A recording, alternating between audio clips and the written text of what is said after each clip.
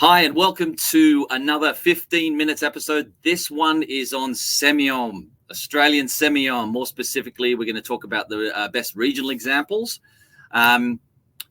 So we will look at the history, the evolution of Semillon in Australia, Hunter Valley Semillon. That's going to be our focus. And we've got a wonderful guest, Bruce Tyrrell in. We're going to talk about Semillon's role as a blending partner. We're going to have a quick look at Margaret River and what they're doing with Semillon. A brief discussion about some sweet wines made from Semillon in one part of Australia. We're going to sneak in and have a look at the Barossa as well, but we will eventually end up at the Hunter. So a quick look. Wonderful variety. Semillon, it's hardly exclusive to Australia. It's grown in many parts of the world, but we've got some very, very, very unique expressions. So one of the most historic white grape varieties. We've got some of the oldest Semillon vines anywhere on the planet, and Bruce Tyrrell will talk about that. Grown in a bunch of different areas, made in a variety of styles, forms the backbone of a very classic blend, and then home to absolutely categorically one of the most unique expressions of this variety. We're going to look at that. So, quick look over to the western side of Australia to Margaret River. Two varieties that are inherently complementary. It comes from a history in Bordeaux. Bordeaux classic white Bordeaux's are made with a combination of Semillon and Sauvignon Blanc. And it's become a kind of a benchmark style for Margaret River. Very crisp, very elegant, very fruit-driven. A couple of different styles. There are the very forward, juicy, fresh, and fruity styles. And then you've also got some wines that spend a little bit of time in oak that kind of sort of model themselves a little bit on the Bordeaux style, the Pessac Léonien, or the Grave style white Bordeaux's, but in their own sort of framework of style, which is Margaret River for sure. We've also... There's a very, very famous botrytis-affected Semillon called Noble 1 from the Riverina, but this is a great area because we don't have a lot of botrytis in Australia. You've got to be in the right areas for botrytis to form. It's a particular type of fungus that concentrates and gives an incredible flavor. Wonderful style from the Riverina. So yes, we do make some sweet wines out of Semillon. A little bit of history, actually some old vines and some history in Barossa Valley. One of the top white varieties in the Barossa.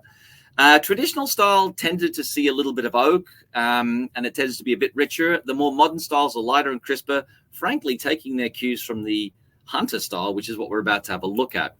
So in the Hunter benchmark style, this is, it just transforms from this young, zesty, crisp style of white into this really unbelievably age-worthy wine. Can drink them young, can drink them old, but rather than me just chatting about this, let's bring on our special guest speaker today, which is Bruce Tyrrell. Bruce, are you there?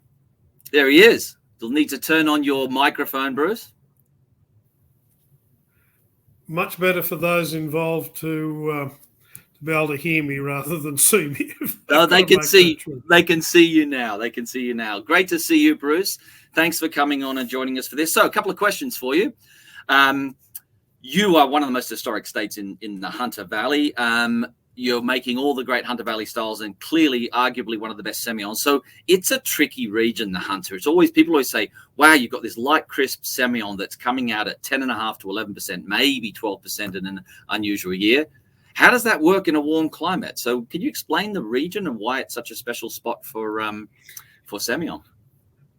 Well, I suppose there are two or three things. We're the most northerly of the premium wine growing regions in Australia. And what that gives us, it gives our ripening during the warmer part of summer rather than, late summer, early autumn. So it means we get our flavours early. So it's not a matter of sort of choice that we pick at 10.5, 11.5 for Semillon. That's when the grapes are flavour ripe. Cool. We've got the acids are good. Not necessarily have to be that high. We can be 6.5 to 7.5 grams of acid, but we're 3 to 3.1 pH, and that's the important bit of chemistry. Right. Because that means we've got no weak acid. We're very high in tartaric, so we've got strong acid, low pH. So the wines are going to live. Chemically, that tells you you've got wine of life. And so when they're young, they're fresh and vibrant, that wonderful crisp acid. And really winemaking-wise, we don't do much. Yeah, I was going to get into that, but I was going to quickly ask you a little bit about old vines, because one of the things that impressed me when my first visit, and every visit I'm up in the Hunter, is that you're home to, and you particularly have access to some of the oldest Semillon vines, certainly in Australia, probably anywhere in the world. I would guess you've got almost 100-year-old Semillon vines, right? Yeah, well, the first grapes in the Hunter Valley, we're the oldest continuous wine growing region in Australia. First grapes planted in 1828. So we're just coming up on 200 years old.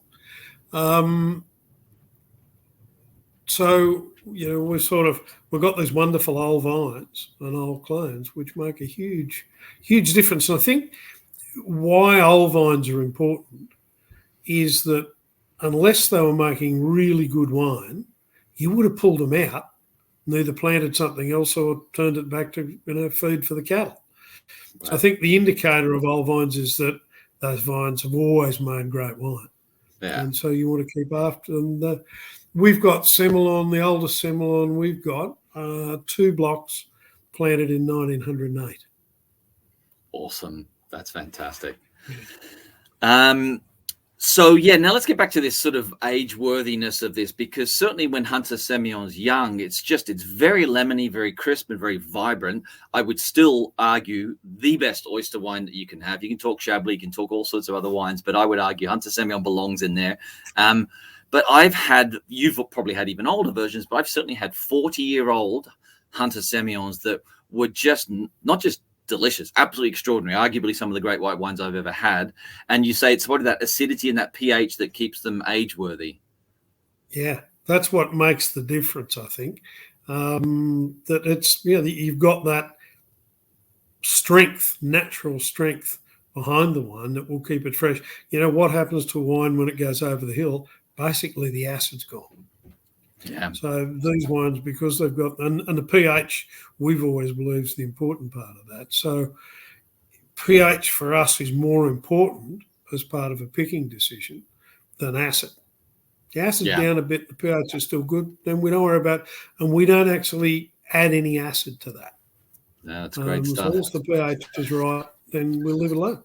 And it gets this, it's sort of funny. I've been doing little blind tasting sometimes with young wine students, and they almost get annoyed when they try an old Hunter Semillon, not because they don't like it, they love it, but they're like, what do you mean there's no oak in this? Because it gets this sort of toasty, almost caramel thing. And I've asked everyone, where does that come from? And most people say, I don't know. And where does that kind of caramelized sort of almost, it's not really caramelized, it's sort of a toasty creme brulee thing that goes on.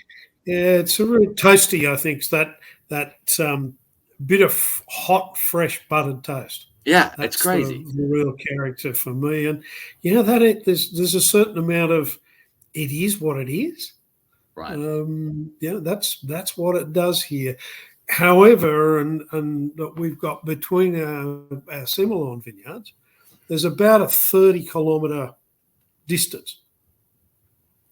And because this is a very, very old, geologically, very, very old area, a lot of weathered soils, we get quite dramatic soil changes and can be in a short distance. You can have one ridge where beautiful growing conditions are anything, and the next ridge, the rabbits have got to take a cut lunch if they go on there because it won't grow anything.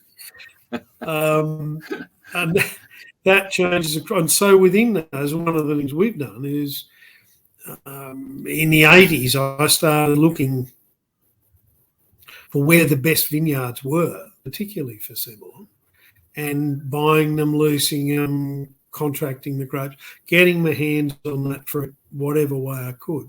Good. And it's unbelievable. You line 4 or 5 of these up, and they're very obviously Hunter Semillon, but they've all got their own character. They've all got a reason to exist as a single vineyard. So we get that diversity as well. That's brilliant. Well, awesome. Always great to see you, Bruce. Next time in the Hunter, I would like to see a sort of a rabbit with his packed lunch up there in that vineyard side, because that must be a side hole. Anyway, Bruce, always a pleasure to see you. Thank you so much for your insights. Okay, mate. And okay. So when it comes to Semillon in Australia, a few things to remember. It's delicious in a blend with Sauvignon Blanc. That's not specifically an Australian style, but it is very, very much a Margaret River style. Hunter Valley, man, this is the place. It's absolutely, I think it was Jancis Robinson said that this is Australia's gift to the wine world, Hunter Semillon. And then get yourself a plate of fresh oysters, because that will change your perspective on life. See you on the next time.